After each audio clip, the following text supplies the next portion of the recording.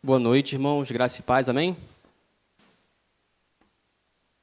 Hoje nós estamos inaugurando o tema de agosto. Pode colocar para a gente aí, Daniel? Sexualidade, guardando o coração e o corpo para Deus. Hoje nós vamos estar falando um pouquinho sobre esse tema e eu quero convidar você para acompanhar comigo a leitura na primeira carta do apóstolo Paulo aos Coríntios, capítulo de número 6, a partir do versículo de número 12.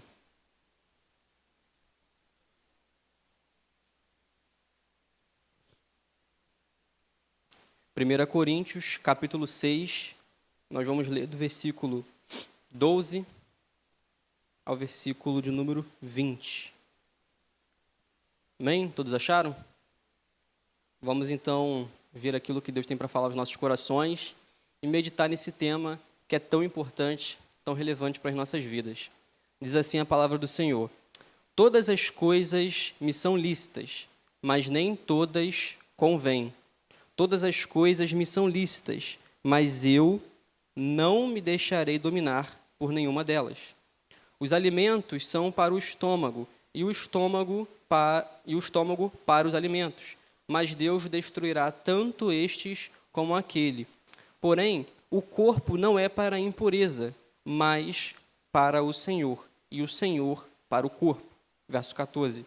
Deus ressuscitou o Senhor, e também nos ressuscitará a nós, pelo seu poder. Não sabeis que os vossos corpos são membros de Cristo? E eu, porventura, tomaria os membros de Cristo e os faria membros de uma meretriz? Absolutamente não. Ou não sabeis que o homem que se une à prostituta forma um só corpo com ela? Porque, como se diz, serão os dois uma só carne. Mas aquele que se une ao Senhor é um espírito com ele. Verso 18.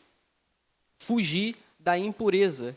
Qualquer outro pecado que uma pessoa comete é fora do corpo, mas aquele que pratica a imoralidade peca contra o próprio corpo.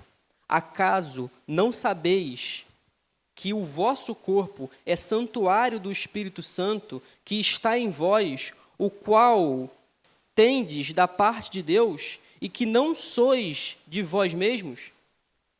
Porque fostes comprados por preço, ou por alto preço. Agora, pois, glorificai a Deus no vosso corpo. Amém, irmãos? Você pode manter a sua Bíblia aberta nessa passagem, nós iremos reler aqui alguns versículos. Os irmãos sabem um pouquinho sobre a cidade de Corinto, porque alguns domingos passados nós tivemos aqui algumas pregações falando sobre essa cidade, sobre a carta que o apóstolo Paulo escreveu aos irmãos que habitavam nesse local. Então você deve se recordar que a cidade de Corinto, ela era amplamente conhecida pela prostituição. Ela era marcada pela libertinagem, pela impureza sexual. A cultura daquela cidade era tão marcada pela imoralidade que se tornou um xingamento. O nome da cidade se tornou um xingamento. Chamar alguém de Corinto era o mesmo que xingar a pessoa de imoral ou de depravada sexual. Mas o que nós precisamos saber é o que tinha por detrás dessa cultura imoral. O que tinha por detrás dessa devassidão sexual, dessa sexualidade desordenada que tomava conta da cidade de Corinto. E o que nós observamos é que havia uma filosofia de vida, uma maneira de pensar, uma cosmovisão que sustentava todo esse tipo de comportamento. Comportamentos são sustentados por ideologias. a forma de enxergar e de ver o mundo determina como uma sociedade vai se comportar. E quando a gente analisa a filosofia de vida dos coríntios, nós descobrimos o porquê de ser uma cidade considerada tão impura, moralmente falando. Uma frase que marcava a vida dos habitantes de Corinto era: todas as coisas me são lícitas. As pessoas diziam em Corinto: todas as coisas me são lícitas. Alguns estudiosos vão dizer que em Corinto era proibido proibir. O entendimento deles sobre a vida é que o ser humano não deveria ter quaisquer tipo de restrições. Ele deveria fazer tudo aquilo que lhe dava vontade. Semelhante ao hedonismo, eles viviam com base naquilo que dava prazer. Se era prazeroso ao corpo, se era satisfatório à carne, então era bom e poderia ser praticado.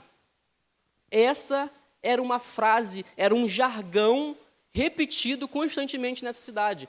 Todas as coisas me são lícitas. E ainda um outro pensamento que expressava o modo deles enxergarem o mundo era o seguinte: o corpo está para o sexo, assim como o estômago está para os alimentos. O que eles queriam dizer é que o sexo era visto como uma necessidade natural, mas que poderia ser satisfeita de qualquer forma. Assim como eu posso usar qualquer tipo de alimento para alimentar a minha fome, para colocar em meu estômago, então também se poderia satisfazer a necessidade sexual de qualquer forma, de qualquer modo. Essa filosofia, ela estava impregnada na sociedade. Eram frases repetidas, eram jargões que sustentavam aqueles comportamentos. Só que o maior problema, e se você estudou um pouquinho a carta do apóstolo Paulo, você vai saber disso, é que essa filosofia de vida estava adentrando as portas da igreja. A igreja de Corinto estava vivendo a infelicidade de ser influenciada pelo mundo, ao invés de influenciar. Eles estavam vivendo o oposto do que está escrito em Romanos 12:2, que fala: não vos conformeis com esse mundo. Mas a igreja de Corinto estava tomando a forma do mundo. A cultura de Corinto refletia uma sexualidade caída, refletia a queda.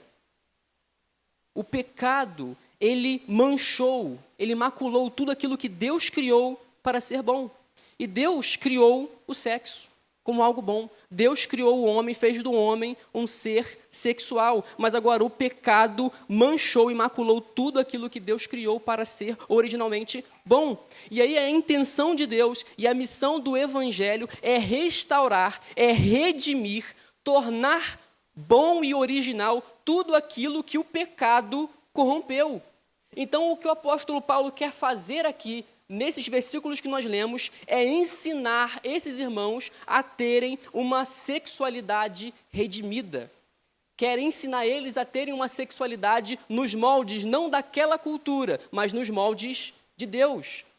Então, Paulo, a partir do versículo 12 e versículo 13, vai começar a contra-argumentar aquelas frases e aqueles pensamentos que eram comuns no meio deles. De uma forma apologética e didática, o apóstolo Paulo vai falar para eles qual que é o ensinamento correto. Então, a partir do versículo 12, acompanhem comigo, o apóstolo Paulo fala o quê? Todas as coisas me são lícitas, mas nem todas convêm. É como se o apóstolo Paulo estivesse dizendo o seguinte: todas as coisas me são lícitas. Isso aí é o que vocês estão dizendo. Isso aí é o que a cultura de vocês diz. Mas eu digo para vocês, meus irmãos, nem todas as coisas convêm. E ainda, ele vai dizer: todas as coisas me são lícitas, mas eu não me deixarei dominar por nenhuma delas. Então o apóstolo Paulo está dizendo: vocês dizem que todas as coisas são lícitas, mas vocês acabam sendo dominados pelas vontades de vocês. E eu digo para vocês, vocês não podem ser controlados pelas suas vontades e pelos seus desejos. No versículo 13, Paulo vai rebater um outro argumento que era comum. Os alimentos são para o estômago e o estômago para os alimentos. Então Paulo está dizendo, vocês dizem isso, querendo justificar que da mesma forma que o estômago é para o alimento, o corpo é para o sexo. Mas eu corrijo vocês, porque, na verdade, o corpo não é para a impureza ou para a prostituição, e sim para o Senhor. Ele vai dizer, porém, o corpo não é para a impureza, mas para o Senhor, e o Senhor para o corpo. O ensinamento de Paulo aqui é simples e é direto ao ponto. Paulo está dizendo o seguinte, para o mundo, tudo é lícito de se fazer. E até vocês podem. Só que agora, como cristãos, vocês devem se ater a praticar aquilo que é bom, aquilo que é proveitoso, aquilo que convém. Vocês não podem ser dominados, controlados pelos impulsos de vocês. O corpo de vocês não é um instrumento de prazer carnal, mas é um instrumento para a glória de Deus. É isso que Paulo está trazendo para a igreja. Paulo está falando também de um fruto do Espírito. Paulo está falando aqui de domínio próprio. Paulo está falando de domínio próprio na cidade da libertinagem. Paulo está pregando domínio próprio na cidade do hedonismo. E se nós analisarmos bem, irmãos, a nossa cultura, nós vamos chegar à conclusão de que nós não estamos tão distantes da cultura de Corinto. Não é verdade? Se bobear, estamos até pior. Se existe uma corrida da imoralidade, talvez nós estejamos a passos largos, chegando à cidade de Corinto, ou até já ultrapassamos essa cidade. Basta nós analisarmos os índices de divórcio, basta nós analisarmos o crescimento da infidelidade, basta nós analisarmos o crescimento da pornografia, homossexualidade, da vulgaridade. Nós estamos vendo a nossa sociedade, a igreja brasileira, caminhar a passos largos para Sodoma e Gomorra. Lá na cidade de Corinto, se alguém quisesse se prostituir, ela podia ir até o templo da deusa Afrodite, onde existia várias prostitutas cultuais. Ele poderia, ou ela poderia ir até a rua e procurar prostitutas ou prostitutos. Mas na nossa sociedade, ninguém precisa sair de casa para se prostituir. A prostituição está na palma de sua mão. A prostituição pode estar no seu celular. A prostituição pode estar na sua televisão, dentro da sua casa. Nós falamos de Sodoma e Gomorra como se fosse uma realidade bem distante, só que Sodoma e Gomorra, a cultura de Corinto, Sodoma e Gomorra, está presente na indústria pornográfica, está presente nas letras do funk, está presente nas ideologias que querem promover ou viabilizar o caminho para a pedofilia, está presente na fornicação, no sexo sem compromisso, está presente nessa cultura de infidelidade que nós temos vistos. Mas nós, irmãos, somos chamados, assim como os crentes de Corinto, a termos domínio próprio na cultura da libertinagem. E o que é domínio próprio?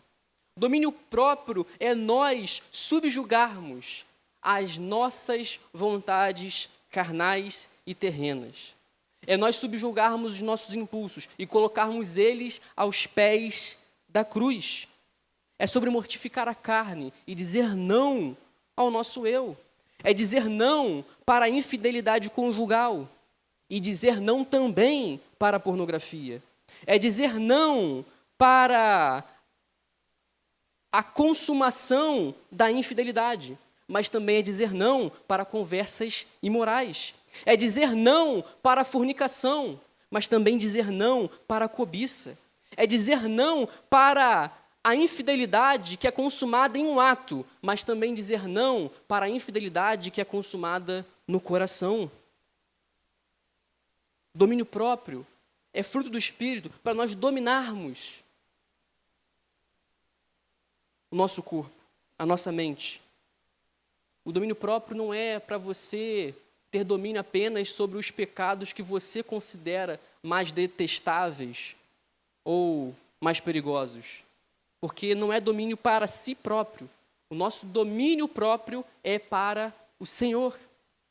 Paulo vai ensinar tudo isso, porque ele vai concluir lá no versículo 18 que o nosso corpo é templo do Espírito Santo. E por ser templo do Espírito Santo, o nosso corpo possui o quê? Valor. O nosso corpo tem valor, mas não era assim que se pensava em Corinto. A filosofia grega não dava valor ao corpo humano, pelo contrário, via como algo sem valor, via como uma prisão da alma, algo que vai perecer. Então, não importa o que você faz com o seu corpo, você pode fazer o que você quiser, você pode satisfazê-lo como você bem entender, porque Deus não vai se importar com o seu corpo. Era essa filosofia que estava impregnada nessa sociedade. Mas dos versículos 14 ao 17, o apóstolo Paulo vai mais uma vez, de uma forma apologética e didática, contra-argumentar aquilo que estava sendo pensado e vivido naquela sociedade.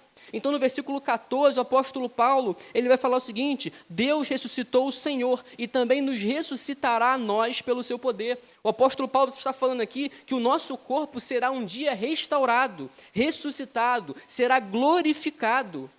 E aí, no versículo 15, o apóstolo Paulo vai dizer: não sabeis que os vossos corpos são membros de Cristo? O apóstolo Paulo está falando aqui, vocês não sabem que o corpo de vocês é membro de Cristo, porque vocês deveriam saber.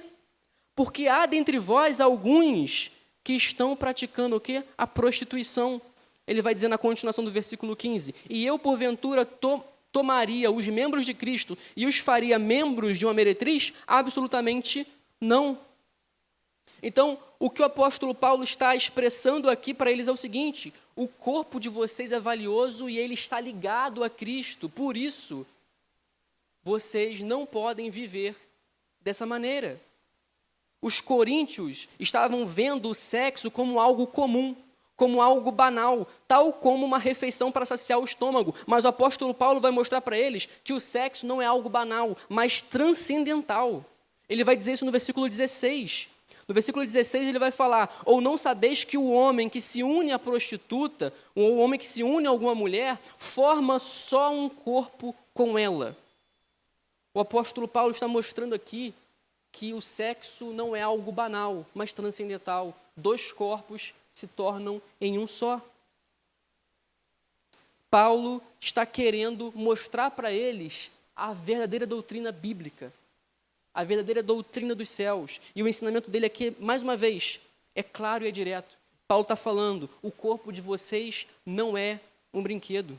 A cultura diz para vocês que o corpo de vocês não tem relevância, que vocês podem fazer o que vocês quiserem. Mas eu, Paulo, estou dizendo a vocês o seguinte: vocês estão unidos a Cristo de alma e de corpo. O corpo de vocês também é importante. Logo, o que vocês fazem com os seus corpos ou glorificam a Deus, ou profanam aquilo que o Senhor santificou. Então, Paulo está falando: pensem bem, porque o que vocês fazem com os corpos de vocês, ou glorificam a Deus, ou profanam aquilo que está unido a Cristo. E mais uma vez, irmãos, se nós formos olhar para os nossos dias, chegaremos à conclusão de que nós não estamos tão distantes dessa cultura. Porque o corpo hoje tem tão pouco valor na nossa cultura que não tem nada demais de você mostrar ele à vontade na internet. O corpo tem tão pouco valor em nossos dias que ele passou a ser usado como mercadoria. E peca nesse mercado tanto aquele que vende o seu corpo como mercadoria, como aquele que consome o corpo dos outros como uma mercadoria. E aqui eu não me refiro apenas à prostituição, mas também à pornografia. E o mundo está infestado de pornografia, não porque o corpo está sendo valorizado, mas porque ele está sendo vulgarizado e banalizado. Deus criou beleza e sensualidade para ser sagrada, mas o pecado transforma em banal e profano aquilo que Deus criou como bom. O mundo diz o seguinte: meu corpo, minhas regras. Mas o cristão, à luz desses ensinamentos, deve dizer: meu corpo é do Senhor, as regras são dele. Se não gostou, pegue outro caminho e deixe de seguir a Cristo. C.S. Lewis ele vai dizer: se você quer uma religião que te deixe confortável, eu não te aconselharia o cristianismo. Jesus ele diz: se aquele que quer vir após mim, negue-se a si mesmo, tome sua cruz e siga-me. Se você não estiver disposto a fazer isso, Jesus não vai chorar e não vai ficar implorando por você. Todo cristão sabe que a verdadeira liberdade é isso, é o domínio próprio. Liberdade não é fazer tudo o que o nosso corpo deseja. Liberdade é você poder escolher o que você vai fazer com o seu corpo, independente da sua vontade. Porque o que controla agora os nossos impulsos carnais é uma consciência que foi purificada pelo Espírito Santo. Vivemos uma sexualidade redimida pelo poder de Deus. Ele derramou o seu sangue na cruz para redimir todas as coisas debaixo da terra. Tudo aquilo que o pecado manchou e maculou deve ser redimido mediante o sangue de Cristo. E a sexualidade também é um ponto a ser redimido. Isso é domínio próprio. Domínio próprio é liberdade. Liberdade é ter domínio próprio. E isso também significa mansidão. Jesus ele falou que ele era manso e humilde de coração. Mansidão no grego é uma palavra que pode ser usada para um animal selvagem que foi domesticado. Ou seja, um animal que aprendeu a controlar os seus impulsos e seus instintos selvagens.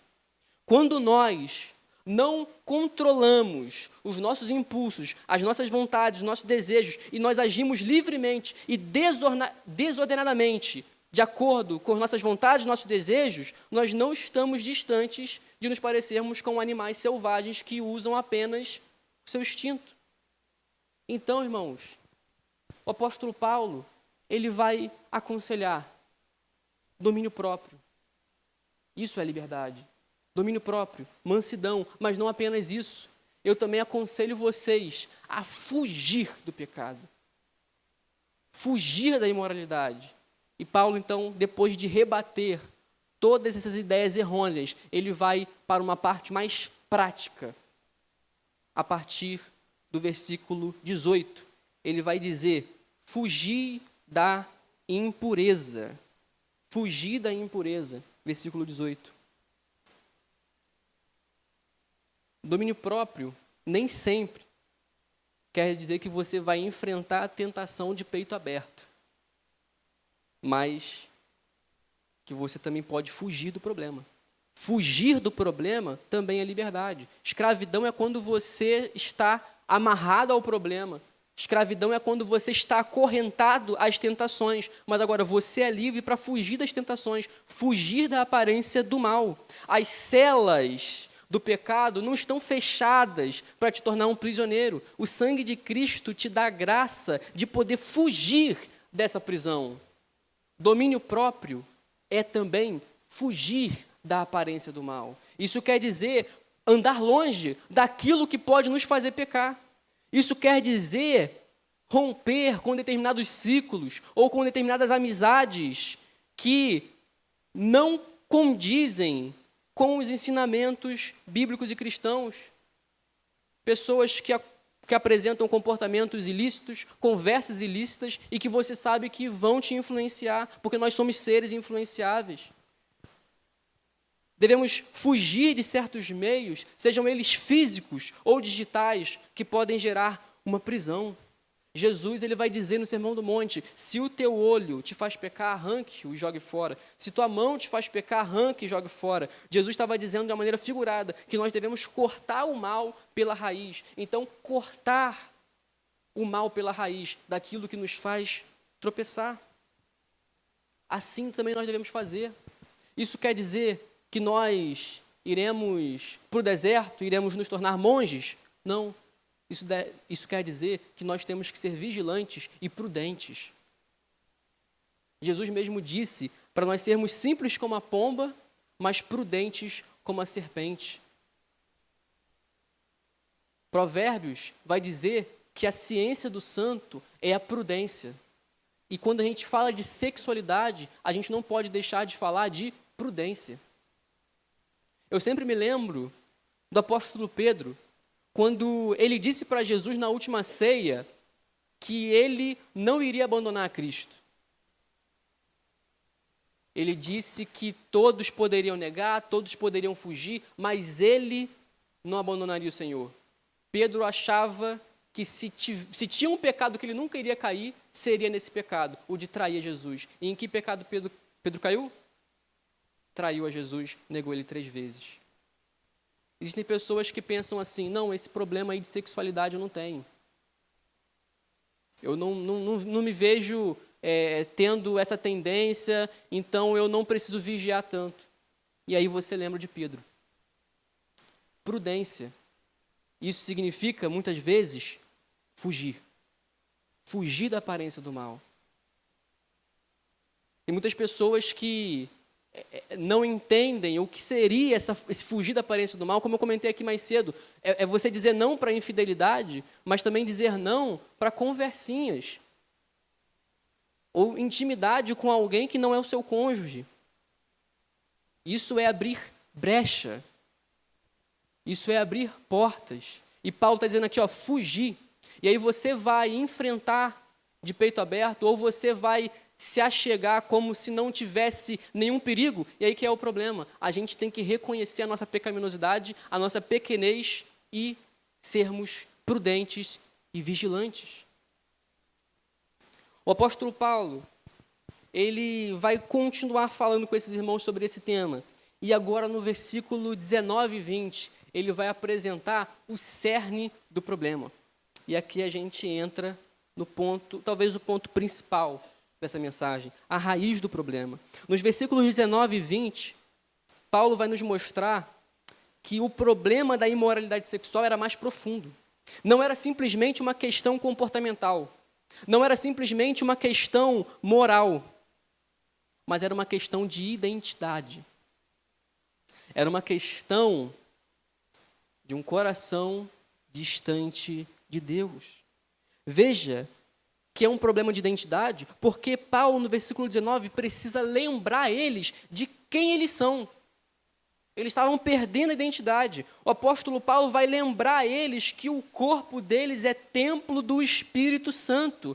Acaso não sabeis que o vosso corpo é santuário do Espírito Santo, que está em vós, o qual tendes da parte de Deus? Ou seja, o apóstolo Paulo está perguntando, vocês não sabem? Se nós repararmos aqui, não é a primeira vez que o apóstolo Paulo está fazendo essa pergunta. Vocês não sabem, não? Paulo, de uma maneira retórica, fica falando com eles toda hora. Vocês não sabem disso? Vocês não sabem disso? Vocês não sabem daquilo? Vocês não sabem que a doutrina correta é essa? Por quê? Porque eles estavam vivendo como pessoas que se esqueceram dessa doutrina. E aí a gente vê isso sendo repetido desde o versículo 2. A partir do versículo 2 do capítulo 6, Paulo já está perguntando para eles, olha, não sabeis que os santos hão de julgar o mundo? Aí no versículo 3, Paulo repete, vocês não sabem que a doutrina certa é essa? No versículo 9, Paulo repete, não sabeis que o caminho é esse?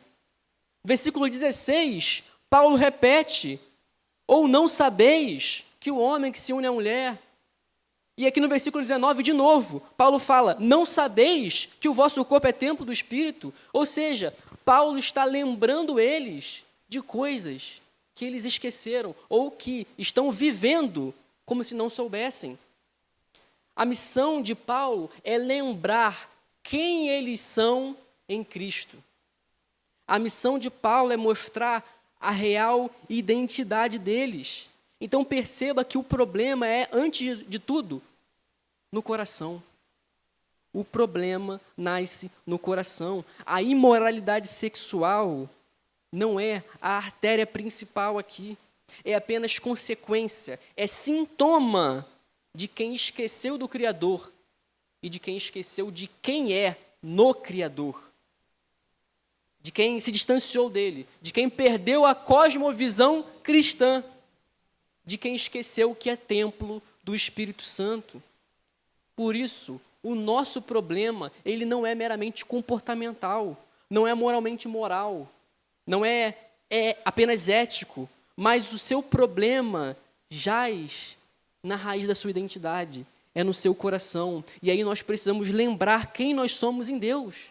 Nós somos filhos amados, criados para as boas obras, eleitos para andarmos em santificação, escolhidos para manter o nosso vaso em honra. E quando nós lembramos quem nós somos em Deus, nós podemos lutar contra o pecado com todas as nossas forças e, muito mais que isso, nós não vamos tolerar presença de pecado nenhum em nossas vidas. Você tem lutado contra a imoralidade sexual? Amém. Mas não lute apenas contra a imoralidade sexual, lute contra a sua amnésia espiritual, que te faz esquecer do teu Criador, da santidade, da grandeza do Deus que você serve. Lute contra a tua amnésia que te faz esquecer quem você é nele. Não fique lutando apenas ou meramente contra a imoralidade sexual, mas lute para que o teu coração, esse templo, seja cheio da presença de Deus. Assim como a boca fala daquilo que o coração está cheio, os nossos comportamentos são reflexos daquilo que o nosso coração está cheio. Por isso que o problema é mais profundo e o problema está no nosso coração. Provérbios vai dizer, sobre tudo que tem que guardar, guarda o teu coração, porque dele procedem as saídas da vida. E Jesus vai nos dizer que a origem do problema da imoralidade sexual jaz em nosso coração. Mateus 15, 19 vai nos dizer, pode colocar para a gente, Daniel, Mateus 15, 19, aí no slide mesmo. Mateus 15, 19. Olha o que Jesus vai dizer para a gente. Porque do coração procedem os maus pensamentos, mortes, adultérios, prostituição, furtos, falsos testemunhos e blasfêmias. É do nosso coração. Ou seja, você não pode lutar contra a imoralidade sexual focando apenas, poxa, eu tenho que mudar o meu comportamento. Não, o que tem que mudar é o nosso coração diante de Deus. E aí, o apóstolo Paulo vai dizer no versículo 19, no versículo 20, o seguinte: vocês são templos do Espírito Santo. E aí na parte B do versículo 19, ele vai dizer o seguinte, ó: e que não sois de vós mesmos. 20, porque fostes comprados por preço, ou em algumas outras versões, por um alto preço. Agora, pois, glorificai a Deus no vosso corpo. É como se Paulo estivesse dizendo o seguinte: olha, vocês não pertencem mais a vocês mesmos. Vocês são agora escravos de Cristo. E ser escravo de Cristo é a verdadeira liberdade. Por isso, glorifiquem a Deus com os vossos corpos. Pertencer ao Criador é ser livre do pecado, da carne e do mundo. Para nós encerrarmos, irmãos, eu quero convidar você a nós fazermos uma última leitura sobre a história de vida de uma mulher que fez justamente o que o apóstolo Paulo está falando aqui. Uma mulher que decidiu fugir da prostituição e glorificar a Deus com o seu corpo. Quero ler com você a passagem que está no Evangelho de Lucas, capítulo 7, versículo 36 e 38. Ou melhor, versículo 37 e 38.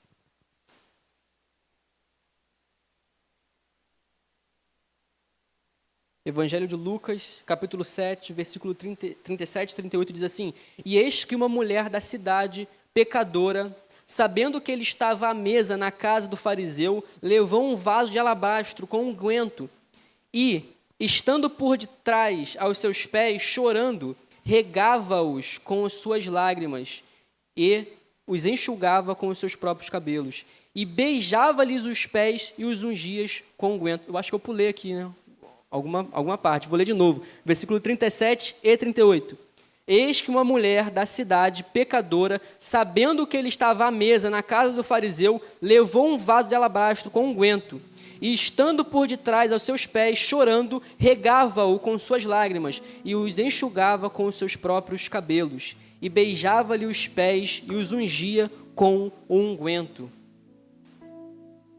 Essa mulher sabe que Jesus está em um lugar, na casa de um fariseu, em um banquete, e ela vai em direção a Jesus. E ela derrama um perfume aos pés de Jesus. E estudiosos vão dizer que a probabilidade muito alta é que essa mulher era uma prostituta. E o perfume que ela usa para derramar aos pés de Jesus era justamente um perfume que as prostitutas daquele tempo usavam para se identificarem como tais. Mas aquela mulher, ela vai em direção a Jesus e derrama justamente aquele perfume que era símbolo da identidade dela como prostituta. E ela derrama aos pés de Jesus como um sinal de alguém que não queria mais aquela vida.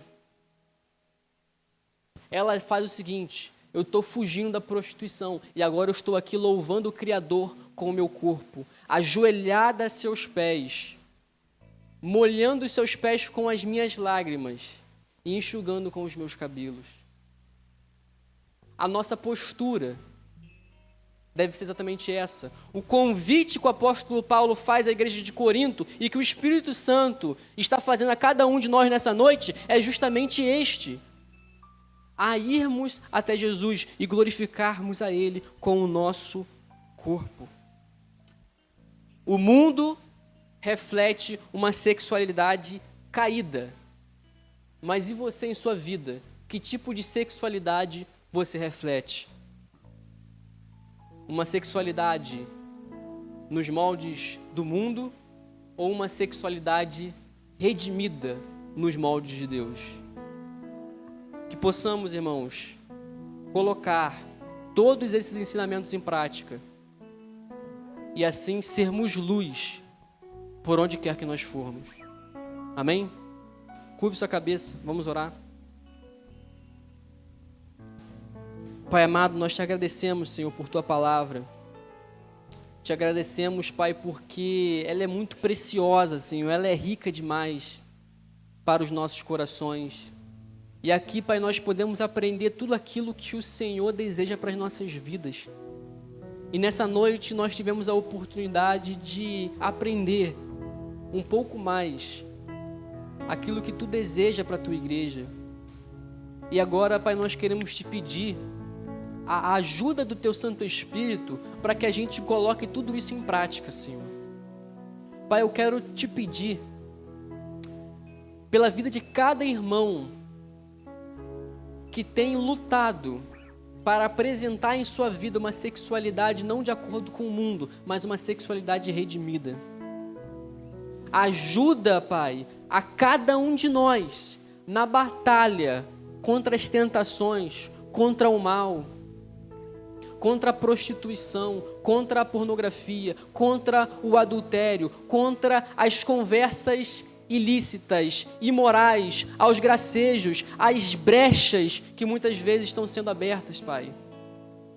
Te pedimos a ajuda do teu Santo Espírito, Pai, porque nós cremos que o Senhor, e só com o Senhor, nós podemos vencer, Pai. Que o teu Santo Espírito nos incomode para que nós possamos nos encher de Ti a cada dia mais. Porque nós sabemos, Pai, que o problema está no nosso coração, Pai. Por isso nós queremos te pedir, Deus, que o teu Santo Espírito nos incomode, Pai, para nós estarmos buscando essa intimidade contigo, Pai. Que amanhã, Pai, ao nós acordarmos, nós possamos nos lembrar que nós temos que buscar essa intimidade contigo. não só amanhã, Pai, mas na terça, na quarta, na quinta, que ao decorrer, Pai, da semana, nós possamos nos lembrar que nós precisamos buscar a Tua presença, que Teu Santo Espírito incomode, Pai, os nossos corações todas as vezes que nós estivermos negligenciando o nosso momento a sós contigo, Pai. Porque é quando nós negligenciamos a nossa intimidade contigo, é que os problemas e as tentações se tornam maiores. Nós queremos, Pai, andar na Tua presença e ter uma sexualidade redimida e louvar ao Senhor com os nossos corpos. Nos ensina, Pai, a Te adorar, não apenas com os nossos lábios, mas com todo o nosso ser, com cada fibra, Pai, com cada músculo, Pai, do nosso corpo. Em nome de Jesus, Pai, é o que nós Te pedimos e Te agradecemos. Amém e amém. Não entendo o meu próprio agir.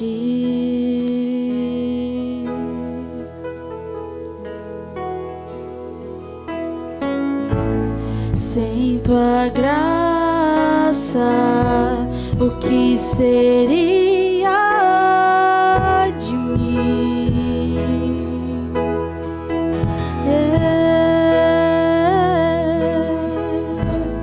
Não entendo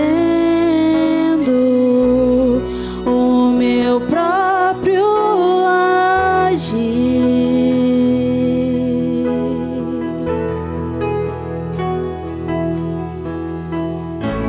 Sem Tua graça, o que seria de mim, Deus? Pois o bem que eu quero fazer não faço, e o mal que eu não quero, esse sim acabo cometendo. Em meu ser militam carne e espírito, em uma guerra infindável, a qual eu não me rendo, pois meu corpo já foi vendido como escravo, e não existe bem nenhum em mim, apenas o pecado. Mas eu sei que no tocante ao meu interior tenho prazer na Sua lei. Tu és o meu amado, então liberta-me de mim. Eu quero ser a Sua casa. Se você estiver aqui, eu sei, eu venço o pecado. Então enche-me de Ti, até que não haja mais espaço. Pois quando estou em Tua presença, o meu viver é transformado.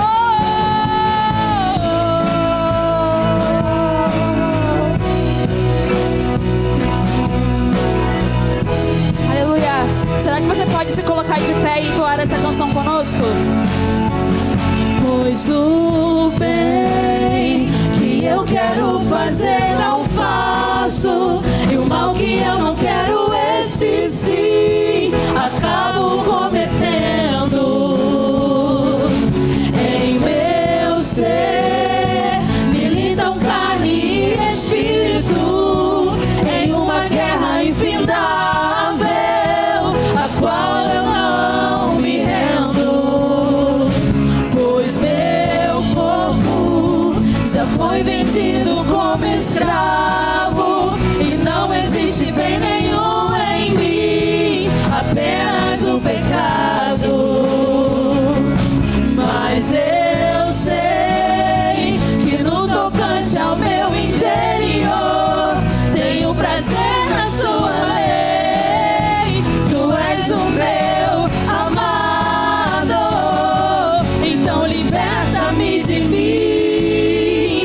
quero ser a sua casa. Se você estiver aqui, eu sei, eu venço o pecado. Então enche-me de ti, até que não haja mais espaço. Pois quando estou em tua presença, o meu viver é transformado. Então liberta-me de mim, eu quero ser a sua casa. Se você estiver aqui, eu sei, eu venço o pecado. Então enche-me de ti, até que não haja mais espaço. Pois quando estou em tua presença, o meu viver é transformado. E eu passo a ser livre pra viver a tua vontade. E ao te conhecer, todo meu ser se enche de bondade e reina o Espírito sobre a carne.